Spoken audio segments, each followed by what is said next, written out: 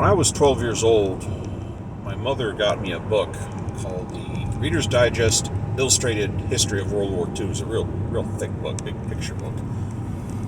It was originally came out in 1969. I was 12 in 1980. And that book started me down a path of a lifetime interest in World War II. And I've been a buff ever since. And I read everything I get my hands on. I've watched all the movies, even the hokey ones.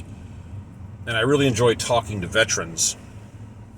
And I like personal accounts. And as time goes on, I've discovered that personal accounts are my favorite thing. I like to hear what people went through on a personal basis. Because in a combat zone, chances are 50 feet to your left and 50 feet to your right, you don't know what's happening. So I always enjoy talking to individuals. And when I was a kid, all the World War II vets were my age that I am right now, so they came a dime a dozen. But nowadays, they're pretty much gone. We're down to less than 1% of American veterans are still around. And when I was 13, living in Colorado, our next door neighbor was Mr. Seaman. Mr. Seaman, was a World War II vet who fought on the Eastern Front with the German Army. So naturally, I went over and drove this guy up a wall trying to find out stuff. In hindsight, there is the possibility that he didn't want to talk about it, which at 13, you don't understand that. And on the other hand, there's a possibility I'm the only person that ever asked him, because he was fighting for the Germans against the Russians. And he told me a couple little incidents, and I think the one that really stood out, something that you never really think about, was if you don't understand the war on the Eastern Front, what would happen is the Germans pushed, early on, they pushed way into Russia, way into the Soviet Union. Yeah, hold on, driving. And then they kind of ran out of steam, and it took a few years, and they slowly got pushed back all the way back to Berlin. Well, during the time they were falling back, they would dig in and set up what would be more or less trench warfare of World War I, and they would sit there for a few months, and the Russians would build up their inventory and supplies and push them back, and just tack them and just shove them backwards, and they'd fall back a distance, and they'd dig in.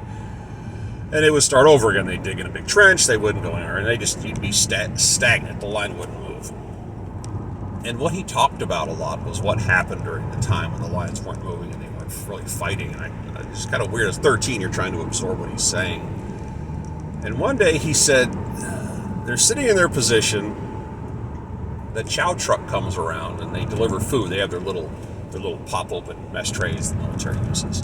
They're eating, and the Soviets start dropping mortars on their heads, which are basically short-range artillery. And they're dropping the rounds on them, and it's blowing up around them, and it's not really doing any damage because they're dug in, but it's kicking up a lot of dirt and dust, and it's interfering with their food. They're having to cover their trays up. And he said one of the guys, while this is going on, took his food tray and held it over his head above the line and shook it. And all the mortars stopped firing.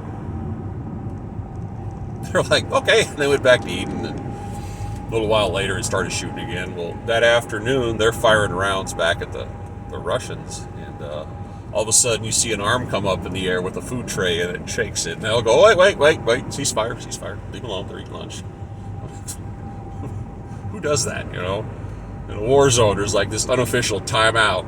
They just called on each other. And that just cracked me up when that guy told me that. He had other stories, but that's the one that stands out, the unofficial thing. And I've talked about this topic a couple times on this channel. I just don't want these stories to die. I don't want these experiences and things to go away when they're all gone and they're not written down. So I may dig down and find a few more little war stories to bring up, but I just want people to know that the world's changed, but the world remains the same. It's one of those weird things. Oh well, that was just something that was on my mind this morning when I rolled out of bed, and it's Monday.